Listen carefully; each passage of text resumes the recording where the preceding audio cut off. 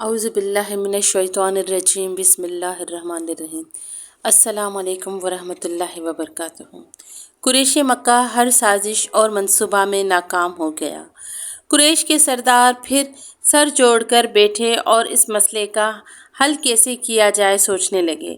نضر بن حارث ایک تجربہ کار انسان ہے، بہت سے ملکوں میں جا چکا ہے۔ اس نے ایک تجویز دی، ہم ایک دفعہ یثرب بھیجتے ہیں، ہمارے علم میں کہ وہاں یہودی رہتے ہیں، انہیں آخری نبی کے بارے میں بڑی معلومات ہیں، ان سے پوچھتے ہیں کہ محمد کے سچا ہونے کا کیسے پتہ چلے گا، ہو سکتا ہے وہ ہماری کچھ مدد کر سکیں اور ہمیں اس پریشانی سے نجات مل جائے۔ اس مقصد کے لیے نصر بن حارث عقبہ بن ابو معیط کو چنا گیا۔ ان کی ذمہ داری لگائی گئی کہ وہ یثرب جا کر یہودی علماء سے ملیں اور تورات میں بتائی گئی آخری نبی کی نشانیاں پوچھیں۔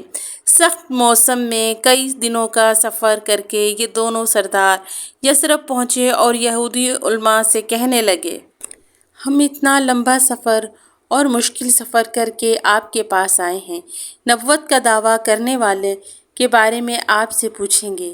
یہودی علماء نے رسول اللہ صلی اللہ علیہ وآلہ وسلم کے بارے میں ساری باتیں سنی اور ان دونوں سرداروں سے رسول اللہ صلی اللہ علیہ وآلہ وسلم کے بارے میں سوال پوچھے۔ جب سوال پوچھ لیے تو یہودی علماء نے کہا، ہم 3 سوال بتاتے ہیں، تم جا کر ان سے پوچھو، اگر وہ ان سوالوں کے جواب دیں تو وہ سچا ہے، اگر وہ ان سوالوں کے جواب نہ دے تو وہ سچا نہیں، تو سمجھ لینا وہ دھوکے باز اور لالچی ہے۔ نصر بن حارث اور عقبہ بن ابی معیط اپنے مقصد میں کامیاب اور خوشی واپس لوٹے اور سب سے اپنی عقل مندی کی داد حاصل کی۔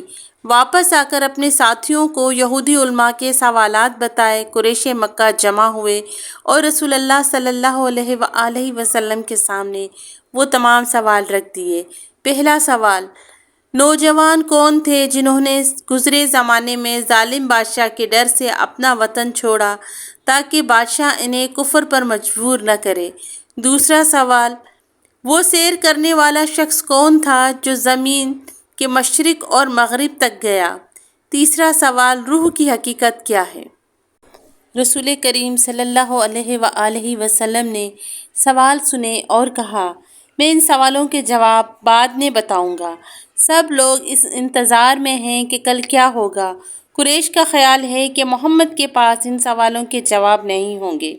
مسلمان اس بات پر یقین کے ساتھ کہ محمد اللہ کے سچے رسول ہیں، اس بات کو دن گزرا رات گزری، اگلا دن پھر اگلی رات، قریشی سردار تو مسلمانوں کی باتیں بنانے لگے، کہاں گیا تمہارے محمد کا رب؟ کہاں گیا وہ فرشتہ جو خدا کا پیغام لے کر ان کے پاس آتا ہے؟ دن پر دن گزرتے جا رہے ہیں اور رسول اللہ صلی اللہ علیہ وآلہ وسلم کو وحی کا انتظار ہے۔ رسول اللہ صلی اللہ علیہ وآلہ وسلم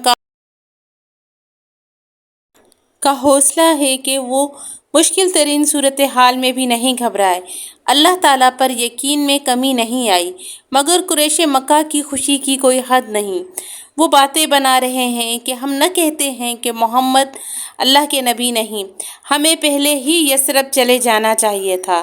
نصر بن حارث اپنی ذہانت پر فخر کر رہا ہے۔ یثرب جا کر یہودی علماء سے ملنے کی تجویز نصر نے ہی دی تھی۔ اس کے خیال میں اس نئے دین سے جان چھڑانے کا بہت اچھا حل قریش کو دیا۔ یہ بہت مشکل وقت ہے، رسول اللہ صلی اللہ علیہ وآلہ وسلم کو وحی کا انتظار، اور قریش صبر کرنے کو تیار ہی نہیں۔ مسلمانوں کے لیے بہت بڑی مشکل آزمائش ہے۔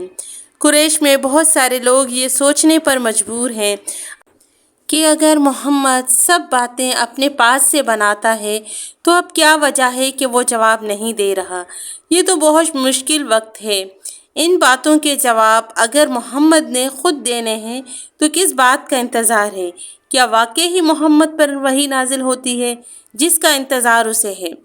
مسلمان اسی انتظار میں ہیں کہ اللہ کا پیغام کب نازل ہوگا۔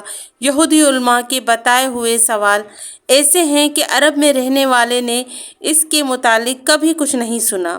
ان کے علم میں یہ واقعات ہیں اور نہ ہی روح کا معاملہ ان کے علم میں ہے۔ جبریل امین حاضر ہوتے ہیں اور اللہ کے نبی صلی اللہ علیہ وآلہ وسلم کو سلام کرتے ہیں۔ رسول اللہ کو اللہ کریم کا سلام پہنچاتے ہیں۔ وہ اللہ کی طرف سے پیغام لے کر آئے ہیں۔ جبریل امین نے رسول اللہ صلی اللہ علیہ وآلہ وسلم کو اللہ کریم کی طرف سے تینوں سوالوں کے جواب پہنچائے۔ رسول کریم صلی اللہ علیہ وآلہ وسلم نے اللہ پاک کا شکر ادا کیا۔ اب سب لوگ جمع ہو کر سوچ رہے ہیں، کیا محمد کو سوالوں کے جواب مل گئے ہیں؟ مسلمان مطمئن ہیں، اللہ کی مدد آ گئی ہے۔